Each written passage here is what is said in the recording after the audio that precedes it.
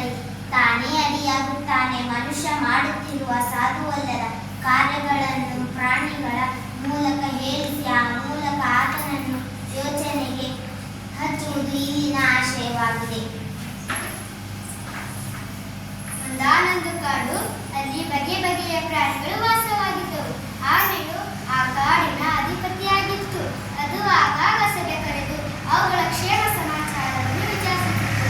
ಊರಿನ ಪ್ರಾಣಿಗಳೊಂದಿಗೂ ಸ್ನೇಹವನ್ನು ಬಳಸುತ್ತಿತ್ತು. ಅವುಗಳಿಗೂ ಸಭೆಯಲ್ಲಿ ಪಾಲ್ಗೊಳ್ಳಲು ಅವಕಾಶ ನೀಡುತ್ತಿತ್ತು. ಉತ್ತಮ ನಾಯಕತ್ವ ಗುಣ ಹೊಂದಿರುವ ಆನೆಯು ಎಲ್ಲ ಪ್ರಾಣಿಗಳನ್ನು ಮೆಚ್ಚುಗೆ ಗಳಿಸುತ್ತಿತ್ತು.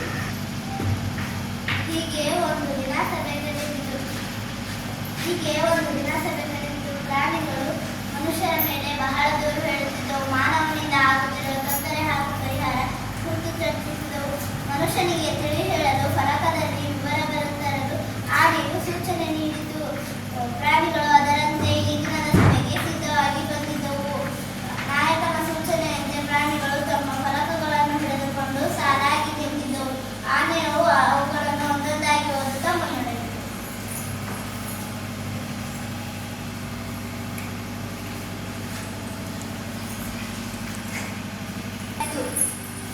ನಮ್ಮನ್ನು ಹೆಚ್ಚು ಹೆಚ್ಚು ದುಡಿಸಿಕೊಳ್ಳುತ್ತೀವಿ, ಕಡಿಮೆ ಆಹಾರ ನೀಡುತ್ತೀವಿ, ನಮ್ಮ ಸೇವೆ ಬೇಕು, ನಾವು ಮಾತ್ರ ಬೇಡ ಅಲ್ಲವೇ? ನಮ್ಮನ್ನು ಮರೆಯದಿರಿ ದಯೆಯ ಸಕಲ ಪ್ರಾಣಿಗಳು.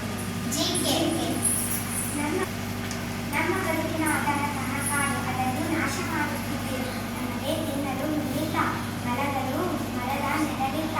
ಕಾಡು ನಿಮಗೂ ಬೇಕು, ನಮಗೂ ಬೇಕು. ನಮ್ಮನ್ನು ಉಳಿಸಿ ಅಮೂಲ್ಯ ಸಂಪತ್ತು, ಅದನ್ನು ಹಾಳು ಮಾಡುತ್ತಿದ್ದೀರಿ. ಕಸಾಟಗೆ ಹಾಕಿ ಕರ್ಮಶಿರುತ್ತಿದ್ದೀರಿ. ನಮ್ಮಲ್ಲಿ ನೀರು ನಡೆಯಲು ಕಷ್ಟವಾಗುತ್ತದೆ. ನೀರು ನಮ್ಮೆಲ್ಲರ ಜೀವ ಏನಾದರೂ ದುರ್ಬಳಕೆ ಮಾಡಬೇಡಿ ಕಲಿಸಿದರು. ಎಲ್ಲವನ್ನು ನೀವೇ ತಿನ್ನುತ್ತೀರಿ, ಇನ್ನು ಹೆಚ್ಚಾಗಿ ಹಾಳು ಮಾಡುತ್ತೀರಿ. ನಮ್ಮ ಹೊಟ್ಟೆ ಹಸಿವಿನ ಬಗ್ಗೆ ಗಮನಿಸುವುದಿಲ್ಲ. ನೀವು ತಿನ್ನಿರಿ, ನಮಗೂ ತಿನ್ನಲು ಬಿಡಿ. ನಾವು ನಡೆದಾಡಬೇಕು, ಓಡಾಡಬೇಕು. ನಮಗೆ ಜಾರುಬಿ ಹಾರುಬಿಗಳೇ ನೀರು ಮತ್ತು ವಿಮಾನಗಳೇ ತುಂಬಿವೆ. ಮೈ ಮೇಲೆ ಎಚ್ಚರುವುದರಲ್ಲಿ ಸಾಗುತ್ತೀರಿ, ಇತರರಿಗೆ ತೊಂದರೆ ಕೊಡುತ್ತೀರಿ. ಸರಿಯಾಗಿ ಚಲಿಸಬೇಕು.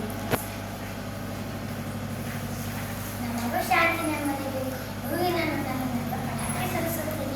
ನಮ್ಮನ್ನು ಓಡಿಸಲು ಮಧುರವನ್ನು ಹಾರಿಸುತ್ತೀರಿ.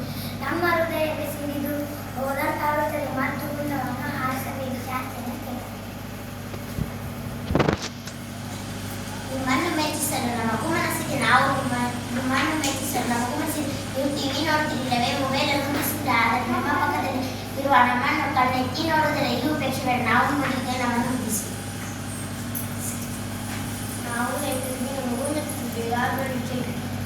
ನಾವು ರೈತರಿಗೂ ನಮಗೂ ಬೇಗ ಬೆಳೆತೆಗೆ ಲಭಿಸಲು ಗೊತ್ತ ಹಾಕುತ್ತಿದ್ದ ದೋಷದ ಚಿಮುಕಿಸುತ್ತೀರಿ. ಮಣ್ಣಿನ ಫಲವತ್ತತೆಯನ್ನು ಹೆಚ್ಚಿಸುವ ನಮ್ಮ ಮಣ್ಣನ್ನು ಹೇಗೆ ಸರಿಸುತ್ತೀರಿ?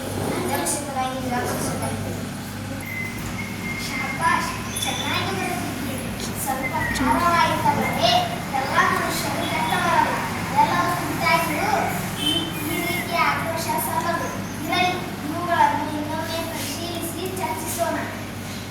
ಫಲಕಗಳನ್ನು ಕಾಡಿನ ಅಂಚಿನ ರಸ್ತೆಯ ಬದಿಯಲ್ಲಿ ಪ್ರದರ್ಶಿಸೋಣ. ಇರಲಿ, ಇವುಗಳನ್ನು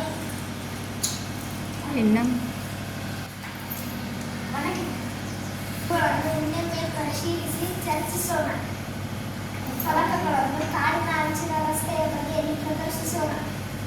ಬನ್ನಿರಿ, ಎಲ್ಲರೂ ಮೊದಲು